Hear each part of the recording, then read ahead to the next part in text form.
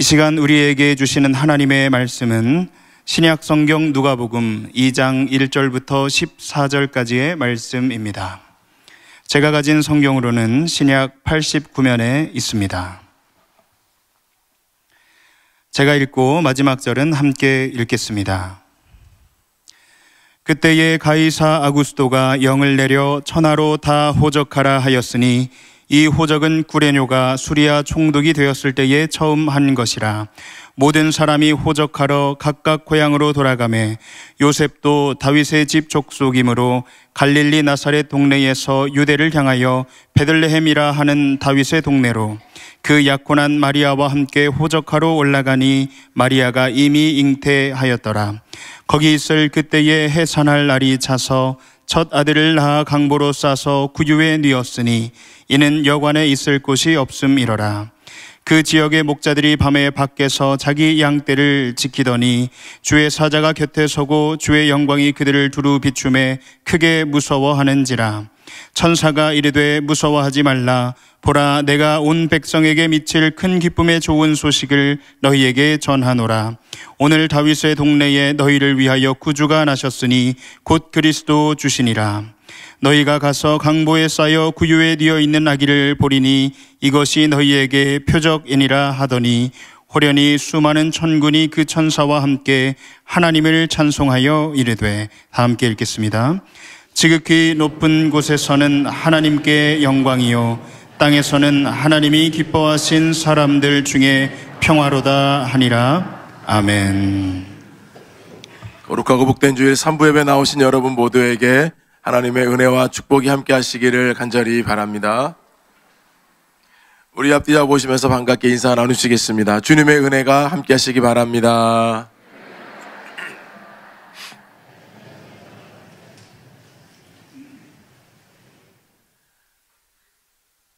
엊그제 국민일보 기사에 다소 반가운 소식이 실렸습니다. 한국 리서치에서 2024년 종교 인식 조사에 대한 발표였는데요. 기독교의 호감도가 2년 연속 소폭 상승했다라고 하는 기사였습니다. 여전히 타 종교에 비하면 아주 호감도가 낮지만 개선의 여지를 보여주는 좋은 흐름이라고 평가를 했습니다. 특별히 젊은 층에서 호감도가 많이 올라갔는데요. 그 이유는 그동안 다음 세대에 대한 위기의식을 느낀 한국 교회가 다음 세대를 위해서 많이 투자하고 고민했던 것들이 이제 결과로 좀 나타나고 있는 것이 아닌가라고 하는 평가를 했습니다. 같은 내용으로 2020년도에 기독교에 대한 신뢰와 호감도를 물었을 때는 굉장히 낮았습니다. 교회 지도자들과 교인들에 대한 윤리적인 삶의 저하가 가장 큰 이유였습니다. 여전히 기독교에 대한 호감을 갖는 사람들은 10명 중에 2명, 22%로 응답을 했습니다. 기독교에 대해서 부정적인 단어들이 있었는데요. 이단, 사이비, 이기주의, 불신, 독선 등이었습니다.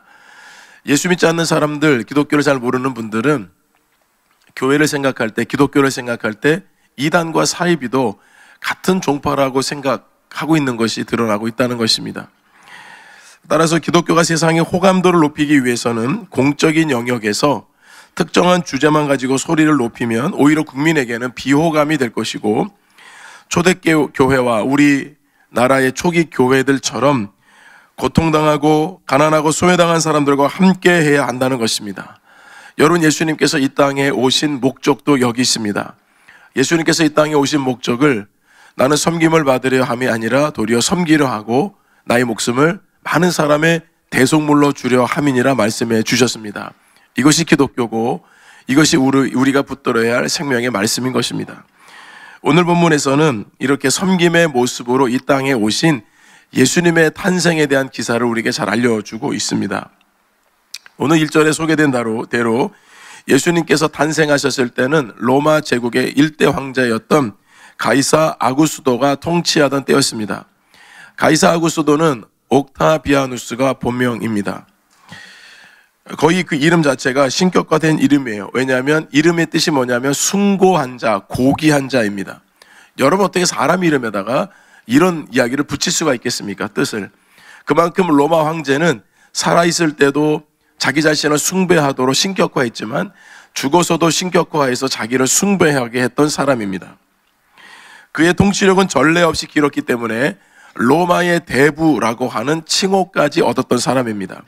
따라서 그가 이룬 로마의 평화는 정말 모든 것이 안정되고 평화로워서 평화가 아니라 힘으로 전 세계를 호령하고 지배했던 어두운 그림자가 짙게 깔린 평화였습니다.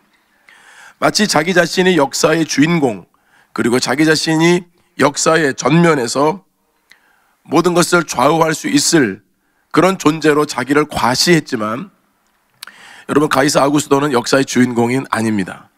오히려 대조적으로 이런 황제가 통치할 때에 아기 예수님께서 이 땅에 오셨는데 그 예수님의 모습은 말구유에서 강보에 쌓여서 있는 매우 초라한 모습으로 예수님의 모습이 등장하고 있습니다.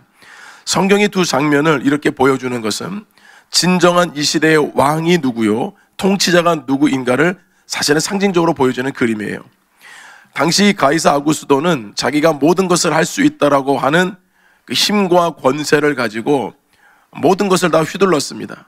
특별히 약 14년 정도 되면 한 번씩은 인구 조사를 시켰는데요. 모든 사람들은 고향으로 다 돌아가서 호적을 하도록 했습니다. 제국의 통치자들은 자신의 의지에 따라서 자기 마음대로 호적을 등록하게 하고, 인구 조사를 하게 되면 과도한 세금을 매기고 강제적으로 징집을 하고 노동력의 규모를 파악을 했습니다. 결국 이렇게 호적하라고 한 것은 딱 두 가지입니다. 목적은 하나는 자기 왕권을 계속해서 유지하기 위함이고, 두 번째는 돈을 더 많이 걷어들이기 위함이었습니다. 이렇게 가이사 아구스도가 전국에 자기가 통치하는 모든 곳에 호적하라고 명령을 했습니다. 그런데 누구 한 사람 거절할 수가 없었습니다. 이거는 살아있는 신과 같은 황제의 명령이었기 때문인데요. 1절, 2절 함께 읽어보겠습니다. 그때에 가이사 아구스도가 영을 내려 전하로 다 호적하라 하였으니 이 호적은 구레뇨가 수리아 총독이 되었을 때에 처음 한 것이라. 첫 번째 우리에게 주신 교훈은 일상에 담긴 하나님의 계획하심입니다. 자, 여러분, 이렇게 호적하라는 명령이 내려지자 지금 나사렛에 살고 있는 요셉과 마리아도 호적을 하러 베들레헴으로 가야만 했습니다. 호적하라는 명령 한마디는 전 국민들이 이제 자기 고향으로 돌아가야 하는 그야말로 난리법석통이 될 것이나 다름이 없습니다. 가는 곳마다 인산인해를 이룰 수밖에 없었고, 또 거리마다 그리고 숙박시설마다 사람으로 가득 찰 수밖에 없는 상황이에요. 자, 이때 지금 나사렛에 살고 있는 요셉과 마리아, 이 젊은 부부는 베들레헴으로 가기 위해서는 직선거리로 약 110에서 120km 정도 됩니다. 근데 그 중간에 사마리아 지역이 있어서 유대인들은 사마리아 지역 땅을 밟지 않았잖아요. 더럽혀진다고. 그래서 돌아서 우회를 하게 되면 30에서 40km를 더 가야 합니다. 자, 그렇다면 나사렛에서 베들레헴까지 호적을 하러 가려면 최소 150km를 가야 합니다. 근데 요셉은 가능하지만 지금 마리아는 만삭의 몸입니다. 걸어서 대부분 가야 했고, 만약에 정말 운이 좋아서 뭐 낙이라도 좀 타고 어느 정도 거리를 갔으면 몰라도, 그렇지 않으면 그 엄청난 거리를 두 사람이 걸어서 갔을 것입니다. 요셉도 다윗의 가문의 혈통이었기 때문에 베들레헴으로 갈 수밖에 없었고요. 베들레헴은 다윗의 고향이었고, 그 베들레헴의 구약에서부터 메시아가 그곳에 탄생하실 것이라는 예언이 있었던 곳입니다. 자, 우리 구약의 미가서 5장 2절 말씀 함께 읽어보겠습니다. 베들레헴 에브라다야, 너는 유다 족속 중에 작을지라도 이스라엘을 다스릴 자가 내게로 나올 것이라. 그의 근본은 상고의 영원에 있느니라. 여러분, 예수님께서 탄생하시기 전 무려 650년 전에 미가 선지자를 통해서 메시아가 어디에서 탄생하시는가, 베들레헴에 탄생하실 것이란 예언이 말씀이 있었습니다. 유대인이라고 한다면 이 말씀을 모르는 사람은 없을 겁니다. 자, 결국 요셉과 마리아도 이 호적하라고 하는 황제의 명령에 의해서 여러분 호적을 하러 이제 가야 되는 상황을 맞닥뜨리게 됐는데요. 이 예언의 말씀을 당연히 알고 있었을 것입니다. 더 중요한 것은 이미 수태고지를 통해서 마리아에게 성령으로 잉태될 것이라는 예언의 말씀을 듣고 이 두 사람은 떨어져 지내면서 무려 10개월 정도 만삭의 몸이 될 때까지 서로 함께 하지를 못했습니다.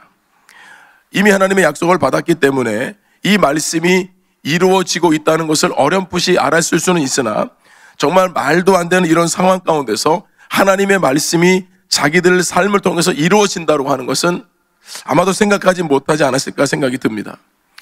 우리에게 중요한 교훈을 주는 것은 이것입니다. 세상에 어떤 악한 지도자가 나타나서 역사를 소란케 해도 세상 모든 사람들이 요동칠 만한 큰 사건이 있어도 역사를 이끄시고 역사를 주관하시는 분은 살아계신 하나님이시라는 겁니다. 그건 역사도 교회도 개인도 마찬가지입니다. 우리 모두는 전능하신 하나님의 손에 붙잡혀 있는 줄로 믿습니다. 여러분, 이것을 믿음의 눈으로 바라보며 사는 사람들이 믿음의 사람들입니다. 지금 마리아는 만삭의 몸입니다. 엄청난 위협을 무릅쓰고 엄청난 거리를 두 부부가 가야만 합니다. 여러분, 이런 질문 안 드십니까? 호적하라 했으면 법적인 부부니까 남편이 가서 호적하면 되잖아요. 근데 지금 이 아내를, 만삭의 아내를 데리고 간단 말입니다. 여러분, 왜 그랬을까요? 이유가 있었습니다. 원래 여러분, 로마법에는 호적을 하라고 할 때는 여인들이 직접 가서 하지 않아도 됐습니다. 남편이 가서 해도 되는데요. 요셉이 마리아를 만삭의 모험이지만 데리고 갈 수밖에 없는 이유가 있었습니다. 그것은 문화적, 사회적, 종교적인 이유 때문입니다. 지금 자기 아내 마리아는 성령으로 잉태한 몸입니다. 따라서 이제 만삭의 몸이 가까웠다는 것은 출산을 여러분 얼마 앞두고 있지 않은 상황 아니겠습니까? 근데 만약에 요셉이 호적하러 간다고 갔을 때 여러분 만약에 출생하게 된다고 한다면 이건 보통 문제가 아닙니다. 왜냐하면 여러분 그 당시는 다 가족 공동체가 마을 공동체예요. 지금은 여러분 앞뒤 옆집에 누가 사는지 몇 명이 사는지도 잘 모르시겠지만 이때만 하더라도 옆집에 정말 밥그릇이 몇 개고 숟가락이 몇 개인지 다 알고 있는 상황입니다. 그러니 마리아가 여러분 거의 10달 가까이 이렇게 숨어서 지내면서 아기 예수님이 자기 뱃속에서 자랄 때까지 여러분 기다렸던 것이거든요. 자, 그런 걸 생각해 본다고 한다면 이 마리아를 데리고 가지 않을 수가 없는 거죠. 만약에 여기 두었다가는 마을 사람들로 하여금 또 어떤 핀잔이나 또 어떤 그 해코지를 당할 수 있을지 모르기 때문에 요셉은 결단하기를 만삭임에도 불구하고 데려갈 수밖에 없다고 판단했을 것입니다. 그리고 나사렛을 벗어나는 것도 되게 어려워요. 지금 호적하라는 명령 때문에 두 사람이 나사렛을 벗어나게 되지만 호적하는 명령이 없었다면 여러분 이 두 사람이 갈 데가 없는 거죠. 자기가 자라고 태어나고 그러면서 여러분 성장했던 곳인데 어디로 가겠습니까? 여러모로 봤을 때 호적하라는 명령 때문에 결국은 요셉은 마리아를 데리고 베들레헴으로 가게 됩니다. 자, 그런데 여러분 여기 놀라운 사건이 있죠. 왜냐하면 사실 가이사 아구스도의 명령으로 인해서 호적하라는 명령으로 인해서 두 사람이 떠날 수밖에 없었지만 여기에는 하나님의 놀라운 섭리가 담겨 있었던 것입니다. 우리는 여러분 요셉과 마리아의 스토리를 알고 있다 보니까 별로 여러분 감흥이 없이 받아들일지 모르겠으나 여러분 요셉과 마리아의 입장에 한번 생각해 보십시오.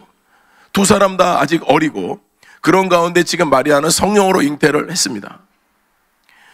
지금 여러분 남의 이야기처럼 들으면 이게 정말 관심 없는 이야기가 되지만 요셉과 마리아 입장에서는 이게 말도 안 되는 이야기죠. 더 중요한 것은 아무에게도 알릴 수가 없다는 것입니다. 그저 이 맞닥뜨려진 이 현실을 그대로 받아들이고 믿음으로 받아들이고 살아내야만 하는 상황 아니겠습니까? 가뜩이나 호적하라는 명령이 떨어져서 나사렛에서 결국은 베들레헴으로 갈 수밖에 없는 또 상황을 맞닥뜨린 것은 또 웬일입니까?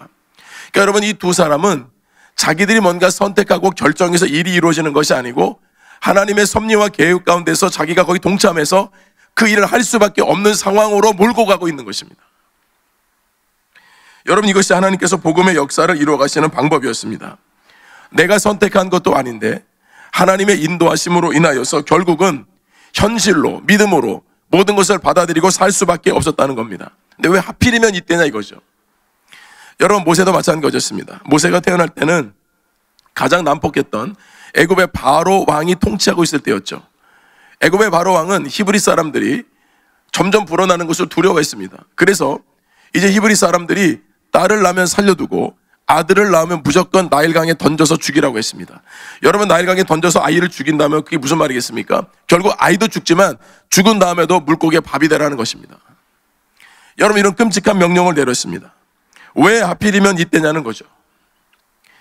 좋은 날도 있고 평화로운 때도 있는데 왜 이렇게 하필이면 이때냐는 거죠. 아마 여러분들이 올 한 해를 사시면서 왜 하나님 하필이면 이때입니까? 왜 하필이면 이런 여러분 질문을 던지시는 분도 많이 계실 거예요. 여러분들이 잘 될 줄로 알고 새롭게 사업장 시작한 거 아닙니까? 집값이 오를 줄로 알고 여러분 집 이사하신 거 아닌가요? 잘 될 줄 알고 여러분 투자도 한 거 아닙니까? 학생들은 잘 될 줄로 알고 한 번 더 여러분 시험에 응시한 거 아니에요? 왜 하필이면? 근데 여러분 결과가 어땠습니까? 올해처럼 소상공업자들과 자영업자들이 이렇게 많이 문을 닫고 어려운 때가 없었습니다. 집값이 떨어지고 투자한 것도 급락하고 시험 성적도 안 나오고 심지어는 연말이 되고 연초가 되면 다 즐겁고 기쁘게 한 해를 마무리하고 새로운 한 해를 준비해야 되는데 우리나라 국민들은 지금 마음이 얼마나 무겁습니까? 왜 하필이면 이때냐는 것입니다. 여러분 우리의 삶의 자리에서도 왜 하나님 하필이면 이때입니까? 여러분 제가 내일부터 특세인데 왜 하필이면 이때 여러분 감기가 걸린 겁니까? 제가 왜 하필이면? 여러분 하필이라는 말이 내가 원하지 않는데 그 일을 여러분 맞닥뜨릴 수밖에 없는 거예요. 하나님께서 여러분 그럼에도 모세를 어떻게 살리셨습니까? 모세 나일강에 죽도록 내버려 두지 않으셨습니다. 하나님의 갈대 상자에 그 모세를 담고 그 나일강에 띄웠을 때에 애굽의 이 공주를 통해서 그 갈대 상자가 건져지게 되어서 모세는 왕궁에서 살게 되었습니다. 여러분 비록 가이사 아구스도가 호적하라는 명령을 내렸지만 겉으로 볼 때는 그가 모든 것을 호령하고 모든 것을 주관하고 있는 것 같지만 사실은 그가 역사를 주관한 것이 아니고 그 뒷면에는 하나님이 역사를 주관하고 계신다는 것입니다. 이미 예언된 말씀이 여러분 이루어져야 하기에 가이사 아구스도 때에 호적하라는 명령이 있음으로 인하여서 하나님의 말씀은 자동적으로 이루어지는 거예요. 그러니까 여러분 가이사 아구스도는 하나님의 거룩한 역사를 전혀 알 길이 없지만 결국 자기가 명령한 것이 어떤 일을 이루어진 겁니까? 하나님의 예언의 말씀이 이루어지도록 돕는 역할을 한 것에 불과하다는 것입니다. 그러니 여러분 그가 역사를 주관한 것이 아니고 하나님이 역사를 주관하고 계신 겁니다. 여러분께서 내가 왜 하나님 하필이면 이때입니까? 라고 여러분 질문이 생기고 문제를 가지고 하나님 앞에 나아가는 분들이 있다면 저는 내일부터 시작하는 송구영신 특별새벽기도에 2주간 동안 여러분들이 나오시면 그 응답을 하나님이 주실 줄로 믿습니다. 여러분 왜냐하면 하나님께서 행하실 일을 우리가 기대할 수 있기 때문입니다. 저 이번 특세 때 다니엘서 말씀을 여러분과 함께 나눌 텐데요. 이 시대를 살아가는 우리들에게 많은 통찰력과 지혜와 도전을 주는 책이 다니엘서입니다. 그래서 우리 다니엘서를 통해서 하나님께서 이 민족 역사 가운데 어떻게 함께하고 계시는지 저는 이 말씀을 준비할 때 굉장히 마음이 설렜습니다. 목사님만 주면 더 설렐 텐데 여러분 한 해 동안 사시면서 아픔도 고민도 많으셨잖아요. 건강 문제도 생겼잖아요. 여러분 자녀 문제도 있잖아요. 여러분이 언제 정말 진지하게 하나님 앞에 나와서 정말 하나님께 매달리고 나는 정말 하나님밖에 없습니다. 하나님만이 나의 도우심입니다. 내가 정말 주님만을 의지합니다. 여러분 이런 결단 언제 해보셨습니까? 분명히 하나님께서는 전적으로 하나님을 찾게 되면 하나님을 만나 주신다고 약속해 주셨습니다.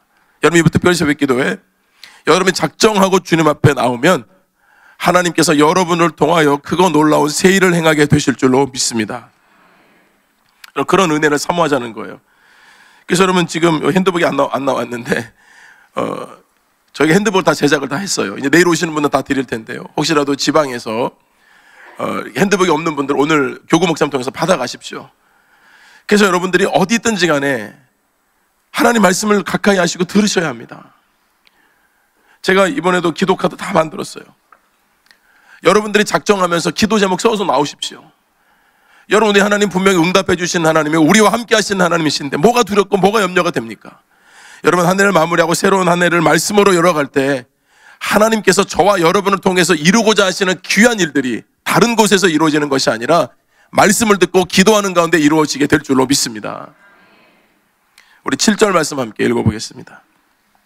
첫 아들을 낳아 강보로 싸서 구유에 뉘었으니 이는 영안에 있을 곳이 없음이라라. 두 번째는 우리를 위해 낮아지심입니다. 여러분 마리아와 요셉은요 이 길고 긴 여행을 통해서 여행이 또 아니죠. 사실은 억지로 호적하러 가야 되니까 가고 있는 가운데 드디어 베들레헴에 도착을 했습니다. 근데 문제가 뭡니까? 방이 없습니다. 길이 안 열려도 여러분 이렇게 안 열릴 수가 있습니까? 호적하라는 명령 때문에 정말 죽을 고생을 하고 만삭의 몸을 이끌고 아내와 함께 여기까지 왔는데 방이 없습니다. 왜냐하면 이미 호적하러 온 사람들이 숙박을 여러 업소를 다 차지했기 때문에 요셉과 마리아의 차례가 돌아오지 않았습니다. 결국 여러분 아시는 대로 아기 예수님은 구유에서 태어나셨습니다. 구유는 마구간입니다. 여러분, 그 당시 사람들은 동굴 형태의 여러분 그 집을 개조해서 거기서 살았어요. 거기 짐승도 살고 거기서 거주했어요. 좀 사는 사람들은 1층에 가축들을 두고요, 2층에는 주거 공간을 썼는데, 대부분의 사람들은 정말 가난하고 여러분 어려운 사람들이었기 때문에 그 동굴 형태에서 짐승도 살고 옆에 주거 공간도 있었던 겁니다. 예수님께서 태어나셨던 구유는 그래서 동굴이에요. 그리고 그 구유에서 말밥통에서 여러분 예수님께서 탄생하신 거 아닙니까? 그래서 지금도 팔레스타인에 가보면 예수님께서 탄생하신 그 장소에 교회가, 기념교회가 세워져 있습니다. 그 교회에 들어가서 한참 여러분 밑으로 내려가면 그곳에, 여러분 사진을 보시는 대로 저곳이 예수님께서 탄생하신 곳, 그 당시에 이제 동굴이죠. 그 지점으로 생각하고 여러분 지금 저기다가 별명을 꾸며놨는데, 베들레헴의 별을 상징하는 14개 꼭지점을 가진 여러분 은색 별 보이시죠? 이 사람들이 성탄절이 되면 저곳 방문하려고 예수님께서 탄생하셨던 곳. 그래서 저 14개 별의 의미 또한도 예수님께서 십자가를 지고 가셨을 때 쓰러졌던 그 장소가 14곳인데 그걸 상징하기도 하고요. 마태복음 1장에 보면 42대 족보가 나와 있습니다. 14대, 14대, 14대. 아브라함부터 다윗까지 이렇게 14대. 그래서 14대를 표현하는 14라는 숫자 때문에 저 별 모양을 14개로 상징적으로 표현한 것입니다. 그러나 여러분, 하나님께서 예수님을 이 땅에 탄생하시게 하는 데 있어서 방 하나 못 구해서 여러분 하나님께서 그냥 두셨겠습니까? 그런 거 아닙니다. 하나님께서 다 아심에도 불구하고 예수님이 그렇게 태어나셔서 두신 이유가 무엇이겠습니까? 예수님은 화려한 것에 오시려고 했던 것도 아니고, 뿐만 아니라 예수님께서 이 땅에 오신 목적이 무엇입니까? 하나님께서 예수님이 이 땅에 보내신 것은 그저 사람들이 받아주지 않아서 그냥 말구에서 예수님 탄생하신 것 때문에 하나님 마음이 아프신 게 아니에요. 사람들이 알아주지 않고 소외당한 곳에서 태어나셔서 하나님이 속상하신 게 아니라고요. 하나님의 마음은 이것입니다. 인간의 죄악으로 인해서 하나님과 관계가 인간하고 완전히 단절되어 있고, 죄가 없으신 독생자 예수 그리스도를 이 땅에 보내셔서 십자가에 죽게 하기까지 방법은 이거밖에 없다. 예수님이 이 땅에 우리에게 내어주심으로 인하여서 하나님과 우리와의 끊어진 관계를 하나님이 회복시켜 주시려고 예수님을 보내셨기 때문에, 사실 여러분 성탄절은 우리가 기쁘다 구주 오셨나라고 말하지만 하나님의 입장에서는 너무나도 안타깝고, 백성들을 구하기 위해서 독생자의 생명을 내어주어야만 하는 여러분 그런 아픈 날이 여러분 성탄절이기도 한 것 아니겠습니까? 그럼에도 우리를 사랑하신다는 단 하나 이유 때문에 예수님을 낮고 천한 이곳에 보내주신 것입니다. 따라서 예수님이 이 땅에 보내주신 하나님께서 우리에게 여러분 못해주실 것이 뭐가 있겠습니까?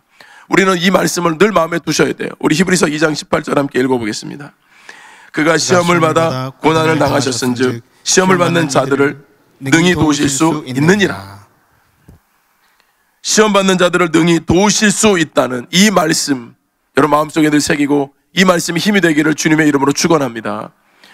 우리가 언제든지 시험을 당하기도 하고 어려움을 겪지만 우리 하나님이 능히 도와주신다는 이 말씀인, 하나님께서 독생자를 주셨기에 우리들에게 아낌없이 주셨기에 모든 것을 주실 수 있다는 생명의 말씀인 것입니다. 세 번째 우리에게 주시는 교훈은 큰 기쁨의 좋은 소식을 전해주셨다는 겁니다. 여러분, 아기 예수님의 탄생의 소식을 누구에게 제일 먼저 알렸냐면 들판에 있는 목자에게 알렸습니다. 우리 본문 8절 9절 함께 읽겠습니다. 그 지역의 목자들이 밤에 밖에서 자기 양떼를 지키더니 주의 사자가 곁에 서고 주의 영광이 그들을 두루 비추매 크게 무서워하는지라. 예수님의 탄생의 소식을 눈으로 제일 먼저 본 사람들은 동방박사입니다. 그런데 귀로 제일 먼저 들은 사람들은 들판에 있는 목자들이었습니다. 여러분, 당시의 목자들은 오후 6시부터 밤새도록 오전 6시 될 때까지 서로 번갈아 가면서 양들을 지켰습니다. 도둑으로부터 맹수로부터 보초 역할을 하면서 양들을 지켰거든요. 여러분, 당시에 이 목자들은 유명한 신분의 사람들이 아니었어요. 매우 직업적으로도 천시를 받았고 유대인의 규례로서도 부정한 사람에 속했습니다. 여러분, 만왕의 왕으로 오신 예수님의 이 탄생의 소식을 제일 빨리 알린다고 한다면 사실 예루살렘 성전에 있는 저 제사장들과 레위인들, 서기관들, 종교 지도자들에게 알리면 소식이 금방 퍼질 텐데, 우리 하나님께서는 들판에서 양을 치는 목자들에게 제일 먼저 이 소식을 알렸다는 것입니다. 왜 그랬을까요? 여러분, 당시의 목자는 이처럼 인정받지 못했어요. 왜냐하면 목자들 가운데는 사꾼도 있었기 때문입니다. 여러분, 양이 300마리, 500마리, 1000마리 되면 혼자 케어 못하잖아요. 그래서 보조 목자를 뒀어요. 그래서 50마리, 100마리씩 이렇게 작은 목자들에게 맡겼는데요. 사꾼이 있는 거예요. 양을 친다고 하면서 자기가 착복하고 그런 사꾼 목자들이 있었기 때문에 예수님께서 사꾼 목자를 조심하라고 하셨잖아요. 뿐만 아니라 그 목자들은 안식일을 제대로 지키지 못했습니다. 양들을 보호하려다 보니까, 양들을 여러분 케어해야 되다 보니까 안식일에도 자기가 온전히 지키지 못하는 거예요. 여러분, 짐승들이라고 해서 여러분 안식일을 내버려 둘 수는 없는 거 아니에요? 그러니까 이 목자들이 굉장히 천대를 받고 무시를 받았습니다. 그럼에도 불구하고 지금 이 들판에서 양을 치는 목자들은 아주 정직하고 성실한 목자들이었던 것 같아요. 그러니까 여러분, 하나님께서 천사들을 그들에게 보내신 거죠. 왜 그들에게 먼저 이 소식을 전해주셨는가? 그들은 말씀에 반응하는 사람들이었기 때문입니다. 그 소식을 전해주었을 때 그 소식들은 말씀을 가지고 즉각적으로 하나님 말씀에 순종할 수 있는 사람들이었기 때문에 그 목자들에게 예수님 탄생의 소식을 제일 먼저 전해주신 거예요. 그래서 여러분, 이들에게 천사가 나타나서 주의 영광으로 그들을 둘러붙이니까 그들이 굉장히 두려워하고 무서워했습니다. 자, 우리 본문 10절 함께 읽어보겠습니다. 천사가 이르되 무서워하지 말라. 보라, 내가 온 백성에게 미칠 큰 기쁨의 좋은 소식을 너희에게 전하노라. 여러분, 이처럼 목자들은 천사들의 방문에 무서워하기만 했지 아기 예수님께서 탄생하신다는 것이 왜 기쁜 소식인지 알지 못했습니다. 그래서 천사가 왜 기쁜 소식인지를 알려주고 설명합니다. 여러분, 여행을 가실 때요, 가장 중요한 거 두 가지가 있어요. 첫 번째는 누구와 함께 그 여행을 가는가. 두 번째는 그 여행의 가이드가 누구인가요? 이 두 가지가 여러분 조화를 이룬다면 완벽한 여행이 됩니다. 특별히 가이드의 설명은 여행의 질을 좌우합니다. 유명한 장소에 가서 여러분 작품을 본다 해도 설명이 없으면 의미를 모르기 때문에 그냥 지나칠 수 있는데요, 보잘것없는 작품이라도 가이드의 설명이 있으면, 설명을 들으면 다시 멈춰서서 그 작품을 다시 보게 돼 있습니다. 이처럼 중요한 거예요. 이 천사들이 지금 이 목자들에게 예수님 탄생이 왜 큰 기쁨의 좋은 소식인지 설명을 해주고 있는 장면입니다. 여러분, 우리가 하나님 말씀을 들을 때요, 내가 성경을 읽고 묵상할 때는 잘 안 보이고 잘 몰랐는데 성령의 조명하심을 받아서 여러분이 성경을 다시 읽게 되거나 설교 말씀을 들을 때 새롭게 여러분 깨달음을 얻게 되는 경우가 있죠. 여러분, 그러면 그 말씀을 다시 보게 됩니다. 아, 이 말씀을 내가 여러 번 읽었음에도 불구하고 깨닫지 못했는데 하나님께서 성령의 조명하심을 통해서 그 말씀의 의미를 여러분 깨닫게 하시고 알게 해주시는 거죠. 지금 여러분, 천사가 이 목자들에게 바로 예수님의 탄생의 소식이 왜 기쁜지를 알려주고 있는 거예요. 여러분, 그러니까요, 이 목자들이 이 소식을 듣자마자 즉각적으로 반응합니다. 목자들은 바로 움직입니다. 그래서 여러분, 말씀에 순종하는 사람들은 절대 미루지 않습니다. 밤의 양떼를 지키는 그 목자들에게 예수님 탄생의 소식을 제일 먼저 알려줬던 이유 또한도, 그래서 말씀을 전해주면 바로 반응하고 말씀을 전해주면 바로 순종할 수 있는 사람들이기 때문에 그들을 택하신 거예요. 여러분, 하나님의 말씀이 들려줘도요, 하나님 말씀에 은혜 받는 사람들은 따로 있는 거예요. 마음의 문을 열고 하나님 말씀을 갈급한 심정으로 받아들여서 그 은혜를 받는 사람들에게는 하나님의 은혜가 계속 부어지는 거예요. 은혜 받는 사람들에게 하나님 말씀이 더 임하는 거예요. 왜냐하면 마음에 갈급함이 생기거든요. 그 갈급한 마음에 순종하는 사람들, 반응하는 사람들이에요.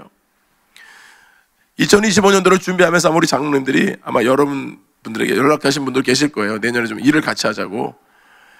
근데 저는 여쭤보진 않았는데요, 전화를 하셨을 때 아마 반응은 딱 두 가지였을 거예요. 첫 번째는, 아유, 장로님, 내년엔 제가 이런 이유 때문에 내년에는 같이 못하겠습니다. 두 번째는 뭘까요? 기도해 보겠습니다. 기도해 보겠다는 분이 기도하는 건 제가 잘 많이 못 본 것 같아요. 여러분, 정중하게 거절하는 것을 기도한다고 하는데요, 진짜 기도하는 사람들은 말씀에 반응하는 사람들이기 때문에 즉각 순종합니다. 지금 여러분, 이 목자들은 천사들이 둘러비쳐서 이 메시지를 전해주었을 때 즉각적으로 반응합니다. 왜 이렇게 해야 되는지, 이게 무슨 징조인지 여러분 그런 거 묻지 않아요. 천사들이 말씀을 전해주자 즉각적으로 빨리 나갑니다. 자, 여러분 본문 16절 17절 함께 읽어볼게요. 빨리 가서 마리아와 요셉과 그 위에 누인 아기를 찾아서 보고 천사가 자기들에게 이 아기에 대하여 말한 것을 전하니. 빨리 갔잖아요. 그리고 찾아봤잖아요. 그리고 봤다고 그랬대 있잖아요. 여러분, 그 목자들이 하나님의 말씀에 이와 같이 반응했기 때문에 목자들이 예수님의 탄생의 소식을 제일 먼저 들었고 그리고 방문할 수 있었던 것입니다. 여러분, 천사가 그들에게 전해준 메시지가 무엇이었습니까? 우리 본문 11절 함께 읽어보겠습니다. 오늘 다윗의 동네에 너희를 위하여 구주가 나셨으니 곧 그리스도 주시니라. 큰 기쁨의 좋은 소식, 너희를 위하여 구주가 나셨으니 곧 그리스도 주시니라. 여러분, 이것이 세상에 들려진, 세상에 전해진 특종이었습니다. 여러분, 진짜 좋은 소식은 어떤 사람에게는 좋은 소식이 되고 어떤 사람에게는 그렇지 않은 소식이 되는 건 좋은 소식이 아니에요. 좋은 소식이라고 하는 것은 모든 사람에게 좋은 소식이 될 때 그게 좋은 소식이 되는 거죠. 예수님의 탄생의 소식은 모든 사람에게 좋은 소식이 된 줄로 믿습니다. 너희를 위하여라고 말씀하셨어요. 너희를 위하여. 너희가 누굽니까? 우리예요. 우리 공동체예요. 이 나라 민족이에요. 열방이에요. 전 세계예요. 너희를 위하여 구주가 나셨으니 곧 그리스도 주시니라. 하나님이 예수 그리스도를 이 땅에 이렇게 보내주신 것입니다. 약속하신 메시아, 온 인류를 죄에서 구원하실 바로 그 예수 그리스도, 자기 백성을 죄에서 건져주실 그분, 그 예수님을 우리에게 보내주신 거예요. 그런 여러분, 하나님께서는 그 예수님을 보내주시기까지 얼마나 많은 시간이 걸렸습니까? 얼마나 많은 선지자를 통해서 하나님의 말씀이 선포되게 하셨고 그 말씀을 기다리는 사람들이 있었습니다. 여러분, 어느 것 하나 하나님은 오차 없이 하나님의 계획하신 대로 예수님을 이 땅에 보내주신 거예요. 제가 여러분 말씀을 준비하면서 제가 이 성탄절 어린 시절에 교회에서 보냈던 시절들을 떠올려 보게 됐는데요. 이 겨울이 되면 전 딱 두 가지가 항상 떠올려졌어요. 첫 번째는 저희 부모님께서 저희 삼남매를 데리고 교회 등록을 개척을 하셨을 때 등록하셨는데 상가 개척교회를 등록하셨어요. 여러분, 그 당시에도 교회가 많이 있었죠. 그런데 하필이면 왜 상가교회에 등록을 하셨을까요? 일반적으로 교회가 여러분 규모가 있을 때는 사람들이 많이 있죠. 근데 여러분, 작은 교회는, 개척교회는 사람이 없어요. 할 일은 많은데 어머니는 그걸 택하셨어요. 여러분, 제가 그렇게 해서 3살 때 저희 장인어른 지금 되셨지만 그 교회 여러분 저희 어머니가 등록하셔서 제가 3살 때부터 다닌 거예요. 저는 그 순간을 잊지 못해요. 저는 그 어린 시절은 모르지만 또 하나 제 기억은 단칸방에서 5명이 살던 시절입니다.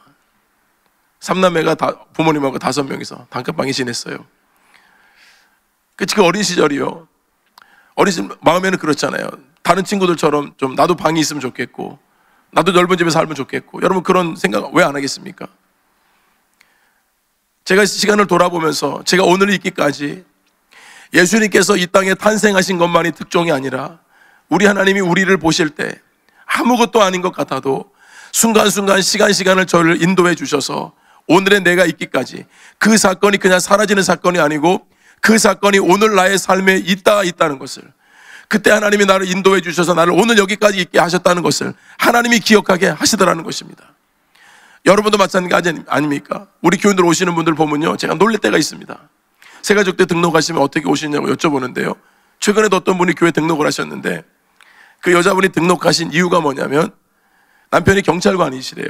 그런데 제가 이 교회 건너편에 콩나물국밥집에 제가 뭐 언제인지 기억이 잘 안 나는데요, 제가 콩나물국밥 먹다가 그 경찰관들을 제가 밥을 결제를 해줬대요. 하여튼 제가 결제를 하긴 한 것 같아요. 기억은 많이 나진 않는데요. 근데 그분이 그날 그게 마음에 감동이 되셨는지 집에 가셔서 자기 아내에게 그 목미교회 목사님 나 밥값을 계산하고 갔다고. 여러분, 그래서 이분이 자기 남편이 그때 제가 콩나물국밥을 사줘가지고 그 마음을 가지고 있다고 우리 교회 등록을 하셨다는 거예요. 여러분, 그냥 지나칠 수 있는 일인데요, 하나님이 하시는 모든 일들은 한치의 오차가 없는 거예요. 하나님이 행하시는 일들은 우리는 그냥 스쳐 지나가지만 여러분 그냥 그 일이 그냥 지나간 일이 아니었던 것이죠. 하나님께서 예수님을 이 땅에 보내시기까지 그 오랜 시간을 참고 기다리고 인내하시면서 우리에게 예수님, 독생자 예수를 보내주셨다는 것은 이것이 온 세계에 알려질 큰 기쁨의 좋은 소식인 것처럼 저와 여러분의 삶도 마찬가지 오늘 이 자리에 있기까지 하나님은 여러분들 한 분 한 분을 여기까지 인도하기까지 하나님은 때로는 기다리고 때로는 참으시고 때로는 품어주시면서 오늘 이 자리에 있기까지 한 것이 저와 여러분의 특종이 아니고 무엇이겠습니까? 하나님 앞으로도 그렇게 저와 여러분을 인도해 주실 줄로 믿습니다. 우리 삶에 우연히 일어난 일은 없습니다. 작은 일들이 큰 강줄기를 이루게 되고 스쳐 지나갈 일들이었지만 하나님의 섭리가 그 가운데 있어서 여러분의 오늘의 삶의 자를 지금까지 인도해 주신 것입니다. 천군 천사들이 이 소식을 알린 다음에 찬송을 합니다. 우리 13절, 14절 함께 읽어보겠습니다. 호련히 수많은 천군이 그 천사와 함께 하나님을 찬송하여 이르되 지극히 높은 곳에서는 하나님께 영광이요 땅에서는 하나님이 기뻐하신 사람들 중에 평화로다 하니라. 여러분, 이 장면을 생각해 보면 얼마나 우리에게 위로가 되고 힘이 되는지 모릅니다. 천사들이 하나님께 모든 찬양을 올려드립니다. 하늘에는 영광이라고 하는 것은 하나님의 말씀에 순종하셔서 예수님께서 이 땅에 온 인류의 구원을 위해서 십자가지로 오셨는데 그 십자가의 사명을 온전히 감당할 수 있기에, 그런 주님이기에 예수님이 이 땅에 오신 것이 하나님께 영광이 된다는 겁니다. 땅에서는 주님의 십자가로 말미암아 하나님과 인간의 관계가 깨졌는데 예수님으로 말미암아서 회복이 되었기에 평화가 임하게 됐다는 것입니다. 비록 가장 타락하고 어두운 시간의 마국간에서 아기 예수님께서 탄생하셨지만 그분은 하나님이시요, 그분은 역사의 주관자시요, 그분 통치자이시기에 결국 그분이 영원한 승리자가 되셔서 우리 또한도 승리자로 이끌어 주실 것이기 때문에 천군 천사는 하나님께 모든 영광을 올려드리게 된 것입니다. 사랑하는 여러분, 이와 같이 예수님의 탄생은 하늘에는 영광이요 땅에서는 기뻐하심을 입은 사람들 중에 평화로다 하셨습니다. 성탄 안에 충만한 기쁨이 여러분의 삶 속에, 예수님의 이 탄생의 특종의 소식이 온 인류에 여전히 지금도 유효하고 지금도 이 메시지를 통하여 수많은 사람들이 구원을 받게 되지만 우리 작은 삶의 자리에서도 우리 이끌어 가시고 우리 삶을 특종으로 여기셔서 하나님의 섭리를 우리 가운데 보여주시는 그 하나님의 놀라우신 은혜가 여러분의 삶 동안, 내내 동안 함께 하시기를 주님의 이름으로 축원드립니다. 하나님 아버지, 은혜를 감사합니다.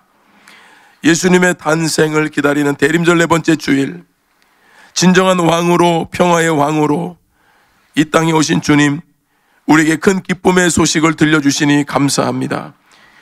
우리의 부족한 삶일지라도 우리 삶도 주님 앞에 그렇게 쓰임받기를 소망합니다. 작은 삶의 자리일지라도 우리 삶을 귀하게 여겨주시는 그 주님의 은혜로 말미암아 늘 믿음으로 말씀으로 살아가는 우리 모든 교우들이 되게 하여 주옵소서. 예수님의 이름으로 기도드립니다. 아멘.